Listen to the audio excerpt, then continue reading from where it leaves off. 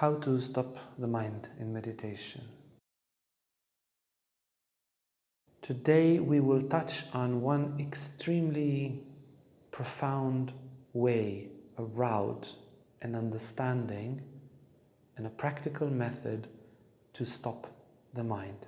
In order to understand this method of stopping the mind, we will need a little bit of a background.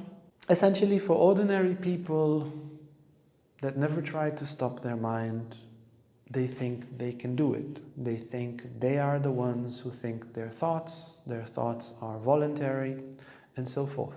And then you go and you meditate enough times and you try to stop the mind, and you see, the first thing you see is that you can't. And then, okay, if I choose not to think, and I want not to think, and even I want very, very much not to think, and I still think, who is thinking then? What is it inside of me that does what I don't want and what I don't choose?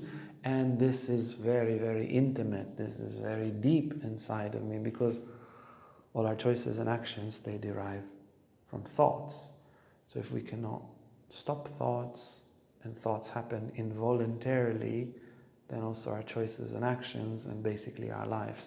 So there's something very, very profound that will occur once we learn to stop the mind at will. We will also be able to think at will, and we will regain control over our lives. And we can easily see bad habits, doom scrolling, unconscious eating, unconscious dating, you name it. They're all resulting from a lack of control of the mind, and the mind goes unconsciously, involuntarily. Life becomes involuntary. Life is a mess.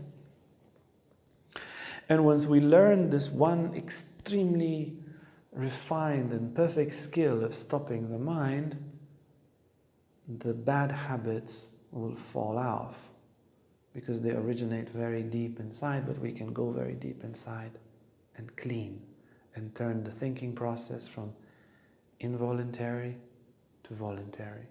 Our thinking process is a set of reactions and algorithms that we receive for stimuli that we never chose, nor the stimuli, nor the reactivity, and that's somehow who we became. Now, for people that are serious with meditation, they really, really want to stop the mind. And it says in the scriptures, you will have such and such bliss and such states of transcendence and expansion and knowledge and supramental knowledge and all these things. And it's true. And you really want it. And you can't. Why? You know, if I move my hands and I want to stop moving them, I will stop moving them. And everybody with a healthy nerve system can do that. You chew, stop chewing, no problem. But why not the mind? Well, the mind essentially is holding millions of years of evolutionary agitation. So on one side we have a choice and a wish to stop the mind. And on the other side we have this tremendous power of agitation of the nerves that are fathers and forefathers and ancestors and whatever mammalian hunters and gatherers, ancestors, that have programmed the mind to think and think and think and think and think, with the idea that it's good for survival. And this stage in our life where we can be in a room that is safe and we don't need to look around, nobody will eat us, no snake or tiger or I don't know what, that we can be in a safe place and that our needs are provided and we can just be silent and meditate. This is very new from the evolutionary perspective. And because the, let's say, groves, what is called samskaras and vasanas or mental patterns, are quite deep, it will take quite a bunch of repetition and will and choice to silence the mind.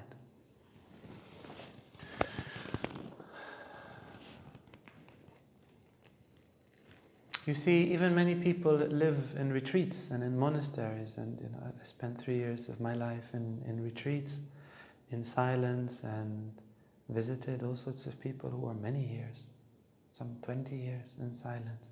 Not everybody can silence their mind, so even 20 years of will doesn't succeed with everyone. And here we kind of get to the topic, we need to understand how to stop the mind. There are all sorts of pearls of wisdoms, methods, from Ramana Maharishi's Who Am I to Patanjali's 8 steps, or 8 limbs rather, they're not really steps, they kind of grow together, the 8 limbs of yoga of Patanjali. There are all sorts of methods that if you practice them skillfully, the mind will stop. And today we will present one very important such method. So essentially, this continuous chattering of thoughts has some weak spots. And if we focus our attention and our will on those weak spots, we will be able to silence the mind. So,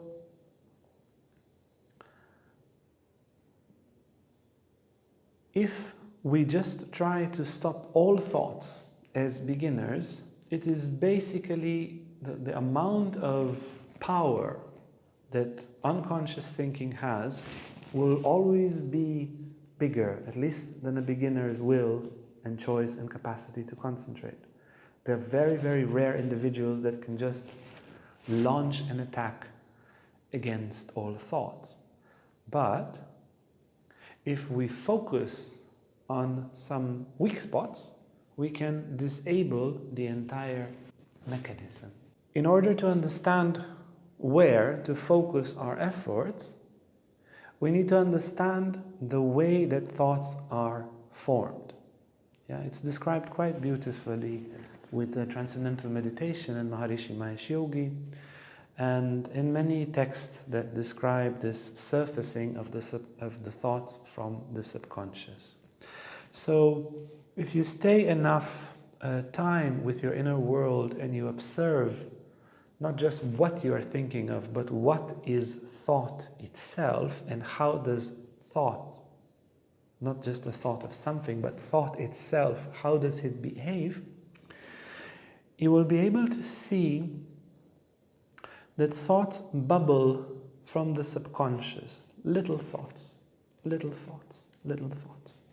And the little thoughts are quite similar to Google ads, Facebook ads, YouTube ads, and any kind of AI ads.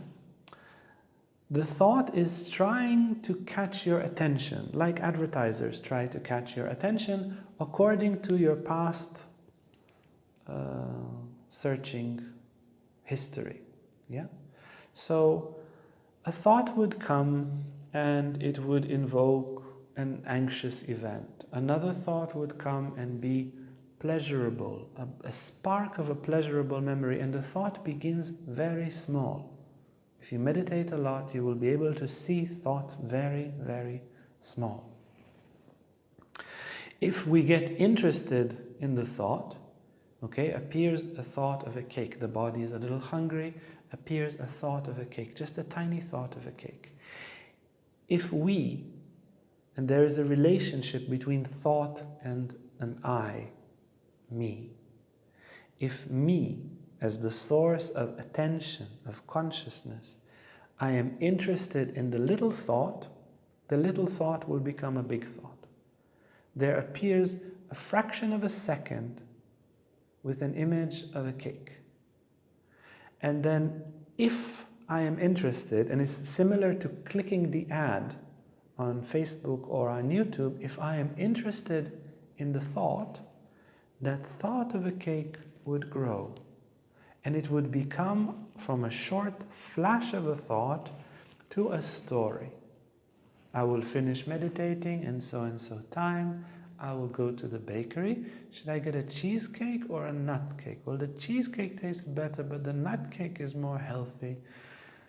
maybe I get one of each, but if I get one of each, I'm too fat. But if I only eat one, then I'm not fulfilled. And that splash, a spark of a thought, turned into that story. And in that story, you also need to make a decision, 1 or 2 cakes. And when we need to make a decision, thought will grind and grind and grind. And then our object of meditation, be it our breath, a mantra, the who am I question, a visualization, a prayer, the object of meditation becomes secondary and the discussion about the cake becomes primary. Yeah, so a small thought turns into a big thought. So now that we know the difference between small thoughts and big thoughts, or short thoughts and long thoughts, as we can define it in both ways, what to do? You cannot stop in the beginning the short thoughts. And at least as one method of meditation, don't even try. Let the short thoughts be. Not a problem. They will continue to pop. But stop all the long thoughts. If you would try to stop all the short thoughts, the subconscious can just go on forever. You just don't have a chance. There is more short thoughts, possibilities than you can imagine. But if you stop, or you basically hit the moment that the short thought becomes a long thought. So if you are thinking which cake I should buy, that's a long thought. You drop it, you return to the meditation object. Drop it, return to the meditation object. Breath, mantra, whatever, prayer, whatever your meditation object is. And then as you will focus on the meditation object, another small thought will rise. And if you just acknowledge it and stay untempted, it will subside. These small thoughts, they only exist for a few seconds, like the YouTube ads, 5 seconds. It's just there. Kick, kick, kick, kick, kick, kick, kick, kick, kick, kick, kick. And if you stay with your breath, your mantra, your prayer, the thought is not interesting enough. Just cake is not interesting enough. It disappears. And then will come a thought of anxiety, taxes, taxes, taxes, taxes, taxes, taxes. And then if you start to be tempted by that little thought, you will tell yourself the tax story, you will get very interested in the tax story, and you forget your meditation object. But if you see taxes, taxes, taxes, and you see, but you're staying with your breath, mantra, prayer, who am I question, whatever your meditation object, that little thought of taxes will also subside. And another one, and another one, and another one. About 30 seconds, 1 minute of not allowing any long thought to appear and just staying focused on the meditation object will help us to transcend the mind. After about 30 seconds or 1 minute of not letting any long thought, no thought was longer than 2-3 seconds, the little thoughts become completely uninterested. 30 seconds, 1 minute, 2 minutes max. 2 minutes is already very deep, if you can do 2 minutes. And then the interest in the process of thinking will tend to collapse. Literally after a minute max. And then our interest in thought collapses and our absorption in the meditation object becomes quite natural. And then the meditation object becomes very rich. The breath, when it takes this first screen of consciousness, not thought, but breath, and thoughts are just like sparkles around, the main interest is the breath. It becomes so potent, so beautiful. It becomes life itself. Every nuance of the sensation opens and opens. It's just, breath becomes bliss, richness, knowledge. The mantra, if you repeat it, either saying it or listening to it, it becomes the most beautiful of sounds. The who am I question will take you straight to the self. A visualization will become very alive if we are able to create a critical mass of stopping the long thoughts. That's all you need to do. The hitting point, yeah? We have this amount of will and this momentum of thought. But the momentum of thought has a sensitive spot. Poof. If you hit it there, it all collapses. You don't need to fight all the thoughts, just the moment that a short thought turns into a long thought. And if you cut yourself in a long thought, you stop it. If you hit with your willpower and with your choice there, and you choose, instead of letting the long thought, you return to your meditation object, the process of thinking will dissolve, and you will enter this mystical reality of silence, where the meditation object stands alone, and these little bubbles of thoughts that don't make any particular sense will just be tiny decorations around the meditation object, and gradually what is called the supramental, very well described in Sri Aurobindo's books will start to unfold, and one would receive tremendous insights.